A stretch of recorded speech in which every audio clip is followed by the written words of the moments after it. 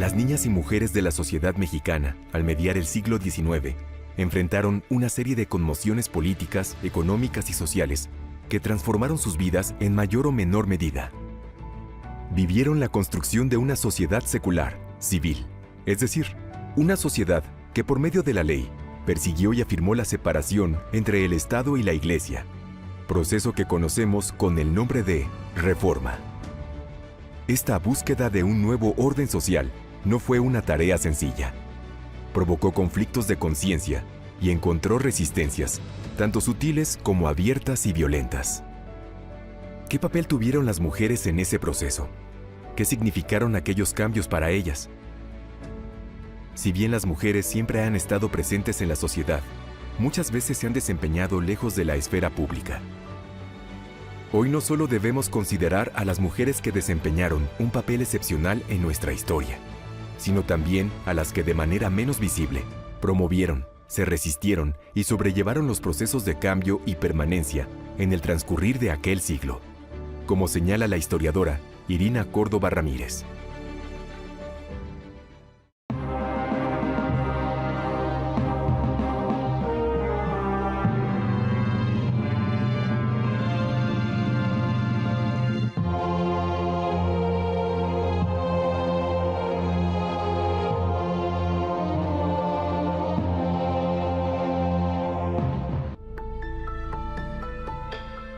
Aunque nuestra vida independiente y republicana se inició bajo la convicción de la igualdad, fueron muchos los grupos sociales excluidos del ejercicio de los derechos ciudadanos.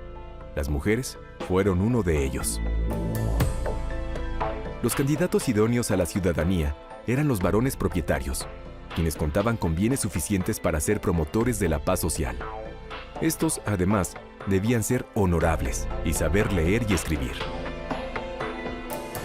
Las mujeres quedaron fuera de la concepción de ciudadanía.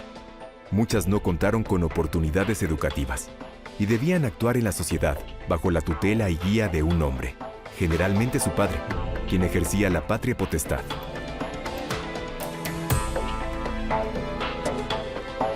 Las primeras propuestas para que las mujeres adquirieran derechos ciudadanos muchas veces no merecieron siquiera la respuesta de las autoridades.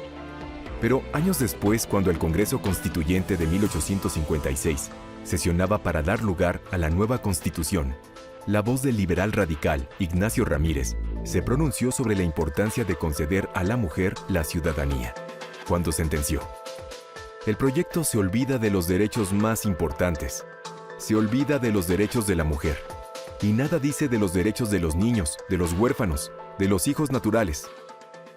Conocido también como el nigromante, Ramírez, junto con otros diputados como José Antonio Gamboa, Francisco de Paula Cendejas y Ponciano Arriaga, tuvo una visión incluyente de lo que debía ser la sociedad mexicana. No obstante, la idea que prevaleció en el Congreso Constituyente planteaba que el mundo de la política no era un espacio idóneo para las mujeres, quienes tendrían que esperar hasta 1953 para ser ciudadanas. Las mujeres de amplios sectores sociales encontraron más limitaciones que los hombres para aprender a leer y a escribir. Aunque eso no las libró de grandes responsabilidades, ni tampoco de que se vieran afectadas por la inestabilidad política o las crisis económicas o las guerras y rebeliones, por lo que de muchas maneras participaron en los enormes cambios de ese siglo. Algunas levantaron la voz para expresar sus preocupaciones a las autoridades. Otras se sumaron a los levantamientos populares e incluso formaron estrategias de resistencia, como Teresa Urrea, la llamada Santa de Cábora, quien encabezó una sublevación en el norte del país, historia inmortalizada por Heriberto Frías en la novela Tomochic. La vida fue posiblemente más sencilla para las mujeres que permanecieron solteras o enviudaron, pues eso les permitió estar libres de la patria potestad, aunque esto también dependía de su grupo étnico y clase social, pues las indígenas siempre han experimentado las mayores exclusiones. Casi al finalizar el siglo, ya en el régimen de Porfirio Díaz, el Código de Comercio de 1884 señaló: la mujer, bajo los mismos términos y condiciones que el hombre, puede dedicarse al comercio. Este ordenamiento legal agregó que fuera soltera o casada, la mujer podía administrar el negocio mercantil de su propiedad. Sin embargo, en 1889, un nuevo Código de Comercio limitó la libertad de la mujer casada para ejercer el comercio y estableció como requisito la autorización expresa de su marido, dada una escritura pública. La ley del 25 de junio de 1856, conocida también como Ley Lerdo o Ley de Desamortización, pretendió acabar con la propiedad corporativa y sustituirla por la propiedad privada individual.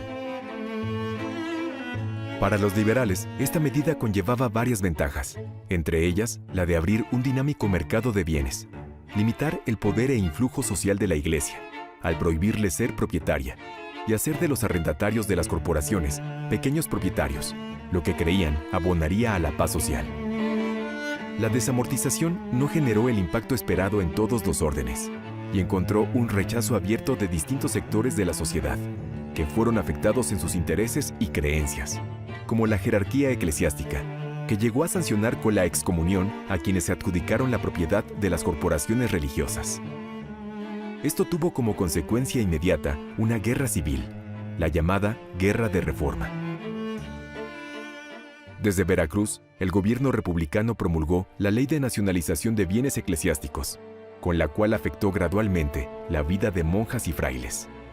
Y una vez que ganó la guerra, en 1861 y 1863, el gobierno republicano también extinguió las comunidades de religiosos y religiosas, salvo la de las llamadas Hermanas de la Caridad. Podemos imaginar la incertidumbre que esto causó a las monjas, que fueron obligadas a vivir de nuevo en la sociedad. La nueva legislación provocó otras desventajas en el sector femenino de la sociedad, pero vale la pena señalar las medidas que trataron de apoyar a las mujeres, como las aclaraciones sobre las leyes de desamortización y nacionalización. Allí, el gobierno estableció como legítimas propietarias de bienes inmuebles adjudicados a las solteras, viudas o huérfanas que siguieran un procedimiento jurídico. La legislación republicana mostraba de esta manera un interés particular por favorecer a las mujeres en el acceso a la propiedad. Sin embargo, estas iniciativas tuvieron un impacto diferente, según el sector social al que las mujeres pertenecían. Por ejemplo, Mercedes Urquiaga, viuda de Miguel Lerdo de Tejada, el ministro de Hacienda que redactó la Ley de Desamortización, recibió en abril de 1861, por orden presidencial, la casa que en 1856 don Miguel había adjudicado al Hospital de Jesús. Aunque Mercedes no había sido la adjudicataria de esa propiedad, la recibió como compensación por los servicios que su esposo brindó al Partido Republicano. Su circunstancia fue muy diferente a la de Petra Maldonado, quien, junto con sus herederos, siguió procesos legales durante 35 años hasta poder adquirir la propiedad plena del bien que su familia había adjudicado al Convento de la Encarnación en 1856. Como se ve, los cambios legales favorecieron a mujeres de una emergente clase media y de las élites, quienes habitaron entornos urbanos en los que superaron el analfabetismo, circunstancia poco común entre las mujeres indígenas o del campo. A diferencia de lo que pasaba en los grupos populares, algunas mujeres con medios económicos se distinguieron, a fines del siglo XIX, por su cultura e inteligencia, e hicieron gala de una formación profesional en las letras, la medicina y el periodismo. Otras iniciativas que merecen mencionarse son las educativas. Durante el gobierno del liberal moderado Ignacio Comonfort, se planteó la apertura del primer plantel de educación secundaria para jóvenes en la Ciudad de México, en 1856. Era un proyecto moderno que, según advierte la historiadora Lourdes Alvarado, incluía muchas disciplinas, entre ellas la historia y teneduría de libros, así como los principios del sistema republicano democrático. Sin embargo, como otros proyectos, no prosperó, y tampoco apuntó hacia el ejercicio, por parte de las mujeres, de las profesiones liberales, como la medicina, la arquitectura o la abogacía. La Ley de Instrucción Pública de 1861 enfrentó muchos obstáculos en su objetivo por educar a las mexicanas y a los mexicanos. Pero años más tarde, durante la reconstrucción de la República, las leyes orgánicas de instrucción pública en el Distrito Federal dieron pasos firmes para garantizar una educación laica al eliminar las lecciones de doctrina cristiana y reducirlas de moral. En ambos proyectos prevaleció la consideración de que la instrucción religiosa debía salir de las escuelas públicas. No obstante, esta ganó presencia en numerosos establecimientos privados para la educación femenina, tanto en el nivel elemental como en el secundario. Sin embargo, no podemos ignorar que la creación de la Escuela Nacional Preparatoria en 1867, la Escuela Secundaria para Personas del Sexo Femenino o Secundaria de Niñas en 1869 y la Escuela de Artes y Oficios para Mujeres en 1872 sí ampliaron la oferta escolar para las mujeres. El proyecto definitivo para educar a todas las clases sociales del país de una manera laica, incluidas las mujeres, vendría después, de la mano de la Constitución de 1917, en su artículo 3. Pero lo que podemos observar es que sí se logra avanzar en un proceso, sobre todo en 3 áreas. Yo consideraría que la primera es la educación.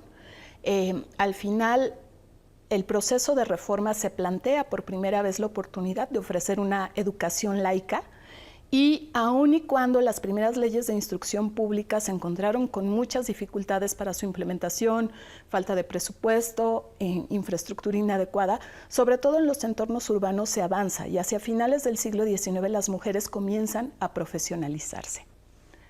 Otro aspecto creo que es el económico. Las mujeres son agentes económicos a lo largo de todo el siglo, pero a partir de la desamortización tienen por primera vez la oportunidad de acceder al ejercicio del derecho de propiedad sin las trabas jurídicas de orden legal y de orden de derecho que habían existido en épocas anteriores, en las primeras décadas del siglo, y también de alejarse un poco de estos márgenes de coacción y coerción social, sin que eso, por supuesto, haya sido para todas las clases sociales. De nuevo nos encontramos en este escenario en donde las mujeres urbanas de una clase media emergente lograron disfrutarlo de mejor manera, ¿no? Y finalmente pensaría yo en la organización política. ¿Por qué? Porque aun y cuando el sufragio va a ser una conquista del siglo XX, muchos de estos procesos de inestabilidad, de cambio, de lucha, de organización, de hacer valer y hacer pública una opinión, le facilitaron a las mujeres la posibilidad de organizar estos comités políticos que poco a poco van a demandar el sufragio.